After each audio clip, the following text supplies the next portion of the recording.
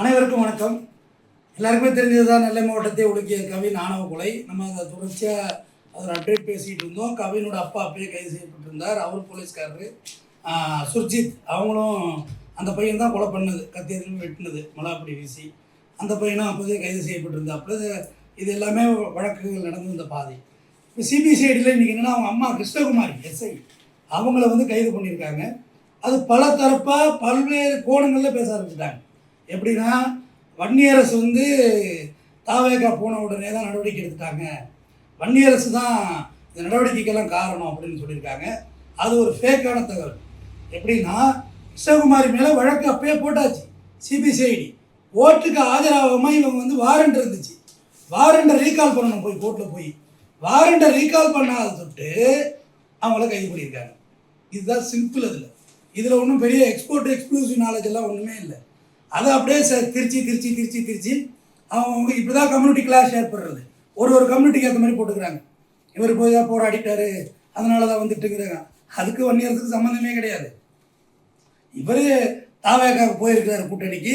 இந்த வழக்கு போட்டதே டிஎம்கே பீரியடில் போட்ட வழக்கு. அப்பயே கைதெல்லாம் பண்ணிட்டாங்க. சிபிசிஐடி வழக்கை டிரான்ஸ்ஃபர் பண்ணாங்க. பெரிய போராட்டம் நடந்தது. தம்பிக்கு, அந்த கவின் தம்பிக்கான நியாயம் என்னவோ அதை நம்ம பெற்று தருவதற்கு நம்மால் முடிந்தது பேசுகிறோம். சரியா? நம்ம அன்றைக்கே சொல்லியிருந்தோம், சுர்ஜித் இவ்வளோ விளையாட்டு கோப்பையில் வாங்கியிருக்கியப்பா, ஓ வாழ்க்கையை நீயே நாசமாக்கிக்கிட்ட அப்படின்றதையும் நம்ம கேட்டோம். அது அவங்க அப்பா இருந்தாங்க, அவங்க அப்பா அம்மா டீல் பண்ணியிருக்க போகிறாங்க. அப்போ அவங்க அப்பா அம்மா தான் இந்த பையனை கத்தியை கொடுத்து பெற்றான்னு சொல்லுவாங்களா? ஒரு காவல்துறையில் இருக்கவங்க மர்டரானாக்கா என்ன ஆகும், அதுக்கு வேறு தப்புள்ள எதிர்காலம் என்ன ஆகும், இது ஒரு பேரண்ட்டுக்கே தெரியும். அதை விடுத்துட்டு பொதுவாக அம்மாக்கள்ங்கிறவங்க எங்கேயுமே யாரையும் கத்தி எடுத்து கொடுத்து வெட்டுறான்னு சொல்ல மாட்டாங்க. இருந்த போதிலும் இந்த கிருஷ்ணகுமாரி எஸ்ஐ மீது வழக்கு போடுறது, வழக்கு சிபிசிஐடி போட்டுறது, நம்ம அதை மறுக்கவில்லை. ஆனால் இப்போ என்ன சொல்லிட்டாங்க, தாவேகா கூட்டணிக்கு வன்னியரசு போனோன்னு தான் கைது பண்ணுறாங்க. இதனால் வரைக்கும் நம்ம அவங்க மேலே வழக்கே போடாத மாதிரி பேச ஆரம்பிச்சிட்டாங்க.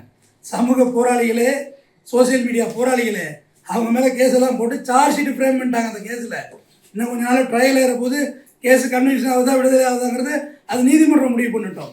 ஆனால் தற்சமயம் கிருஷ்ணகுமாரி அவர்கள் கைது செய்யப்பட்டது, நீ கோர்ட்டுக்கு வரல, சார்ஜ் ஷீட்டு போட்டிருந்தாங்க, அது வாரண்ட் பெண்டிங்னு சொல்லுவாங்க. அப்புறம் ஜட்ஜிகிட்ட கையெழுத்து வாங்கிட்டு வாரண்ட்டை எக்ஸிக்யூட் பண்ணுவாங்க. எக்ஸிக்யூட் பண்ணி அவங்களை அரெஸ்ட் பண்ணி கொண்டு வந்து நிப்பாட்டுவாங்க. உடனே பெயில் கொடுக்குற ஜட்ஜி இருக்காங்க, இல்லை ஒரு 15 நாள் ஜுடிஷியல் கஸ்டடியில் வச்சுருந்து அப்புறம் பெயில் கொடுக்குற ஜட்ஜி இருக்காங்க, வாரண்டை ரீகால் பண்ண வாய்ப்பு கொடுக்குற ஜட்ஜி இருக்காங்க. 2 சூரிட்டி ஜாமீன்தார் அழைச்சிட்டு போனீங்கன்னா வாரண்டை ரீகால் பண்ணிக்கலாம். இதுதான ப்ரொசீஜரு. ஆனால் அதை கொடுத்துட்டு ஆளாளுக்கு ரைட்டாக வேறு மாதிரிலாம் எழுத ஆரம்பிச்சிட்டிங்க. அவங்க தாயை பழி வாங்குறாங்க, போலீஸ்னு ஒரு பக்கம் எழுதுறாங்க. இல்லை, வழக்கன்றே போட்டு விட்டார்கள். அப்புறம் கொஞ்சம் பேர் விசிக்க இப்போ தான் இதில் போய் சேர்ந்துருக்கு, தாவேக்கா முதலமைச்சருக்கு ஃபயர் விடுறாங்க. அதுக்கு சம்மந்தமே இல்லை. சிபிசிஐடி வழக்கு மாற்றி டிஎம்கே பீரியடில் மாற்றின வழக்கு. இப்போ அவங்க அம்மா கைது செய்யப்பட்டிருக்காங்க. அது இப்போ ஒரு பேசு பொருளாக இருக்குது. அதுக்கு என்ன விளக்கம் கொடுக்கணுங்கிறத ஒரு ஷார்ட்டாக கொடுக்கணுங்கிறதுக்காக தான் நான் இதை பேசினேன். உடுமலைப்பேட்டை சங்கர் கௌசல்யா, கௌசல்யா படிச்சுட்டாங்க, சங்கர் படுகொலை செய்யப்படுகிறார். அந்த சங்கர் கேஸ் லோயர் கோர்ட்டில் தூக்கு தண்டனை வரைக்கும் கொடுத்தாங்க சிவசாமிக்கு, யார், கௌசல்யாவோட அப்பாவுக்கு. ஆனால் அதுவே மதுரை நீதிமன்றத்தில் கேஸ் விடுதலை ஆச்சு. காரணம், அரசு தரப்பு நிரூபிக்க தவறியது என்று வழக்கை பிடித்தார்கள். குற்றமற்றவர்கள் நிரூபிக்க வழக்கு ஜட்ஜ்மெண்ட் கொடுக்கல. நீங்கள் இந்த கேஸை ப்ரூவ் பண்ண தெரியலப்பா, உங்களுக்கு ப்ரூவ் பண்ணுறதுக்கான எவிடன்ஸ் இல்லைன்னு சொல்லி விடுதலை செய்தார்கள். அப்போ ஆணவ கொலை, ஆனர் கில்லிங்கிறது எந்த வகையில் யார் பண்ணாலும் தவறு தான். இப்போ சமீபத்தோடு நீ பேசியிருந்த விருதுநகரில் 2 பேருமே ஷெட்யூல் காஸ்ட், 2 பேருமே பட்டியலிட மக்கள். அந்த பொண்ணை அந்த பையனை கட்டி கொடுக்கக்கூடாது. அந்த பையன் கிளாம்பாக்கத்து பக்கத்தில் சிலை செய்யும் சிற்பியாக வேலை பார்த்துக்கிட்டு இருந்திருக்கான். அந்த பையனுக்கு தான் பொண்ணை கொடுக்கக்கூடாதுன்னு அவங்க அப்பாவும் அவங்க அண்ணனும் பஸ் ஸ்டாண்டில் பஸ்ஸுக்கு ஏற இந்த பையனை குத்துறாங்க. அப்போ ஆனர் கில்லிங்கான டெஃபினேஷனே இங்கே தெரியல. எது ஆனர் கில்லிங்னே தெரியலையே.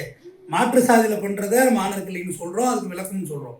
சேம் கம்யூனிட்டியில் நடந்திருக்கு. இப்போ மாயாவரத்தை மயிலாடுதுறை, இன்றைக்கு மயிலாடுதுறை மாவட்டம் நாகப்பட்டினத்தில் பிரிஞ்சுது. அதில் புரூட்டல் மர்டர் நடந்துச்சு. ஆனால் 2 பேரும் சேம் கம்யூனிட்டி தான். ஸோ ஆனர் கில்லைக்கு தனிச்சட்டம் ஏற்றுறது போகிறது இருந்தாலும் இந்த ஆனர் கில்லையை பற்றி மக்கள்கிட்ட போதிய விழிப்புணர்வு சொல்லணும். நான் திருப்பி சொல்லுவேன் எல்லா ஆனர் கில்லைங்களையும், பசங்களா நீங்கள் லவ் பண்ணாதீங்கடா, சாவு என்னவோ நம்ம பக்கம் தான் நிகழுது. எந்த பொண்ணும் சாவலை.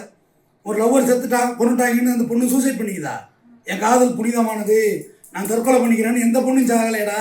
நான் அநியாயமாக கொலை கொண்டு போகிறது நம்மளாவில் இருக்குது. அதனால் படிக்கிற இடத்துக்கு போனால் படிக்கணும், இதுதான் என்னுடைய கருத்து.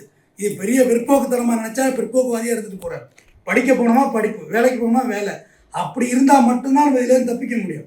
முற்போக்கு பிற்போக்குன்னு சொல்லி ஏதாவது கதையை கிளப்பி விட்டு உங்களை லவ் பண்ண வச்சு சும்மா தேவையில்லாம் ட்விஸ்ட் ஆகி படுகொலை ஆகும். இப்போ எல்லா நிம்மதியும் போயிட்டா சுர்ஜித் உன்னுடைய எதிர்காலம் போய்விட்டது. உன் தங்கை காதலித்தார் என்றால் போய் தொலையிட்டுன்னு உன் வேலையில் என்னை பார்த்துருக்கணும். இப்போ உன்னுடைய எதிர்காலம் என்ன ஆகிட்டு?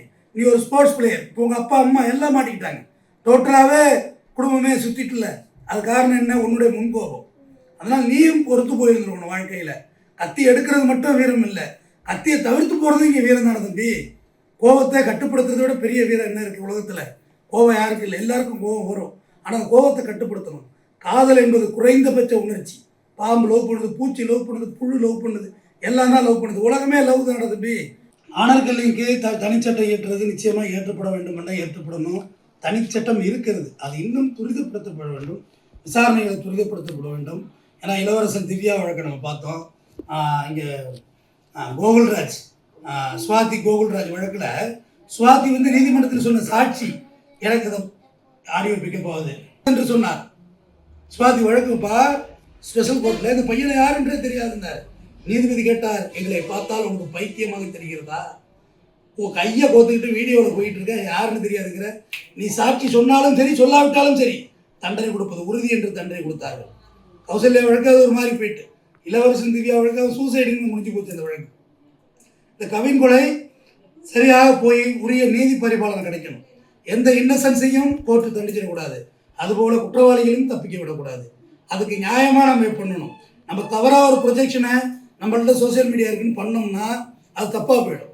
காரணம், அவங்க அம்மா மீது வழக்கு இருக்குது, அவங்க அம்மா வாரண்டுக்கு வரலை, வாரண்டுக்கு போலீஸ் கைது பண்ணுறது சாதாரண ஒரு 75 குற்றவாளிக்கு கூட தெரிஞ்ச விஷயம்தான் இது. அதுதான் இந்த ப்ரொசீஜரில் நடந்திருக்கு. தொடர்ந்து இதோட நெஜ அப்டேட்டை தருகிறேன். நன்றி.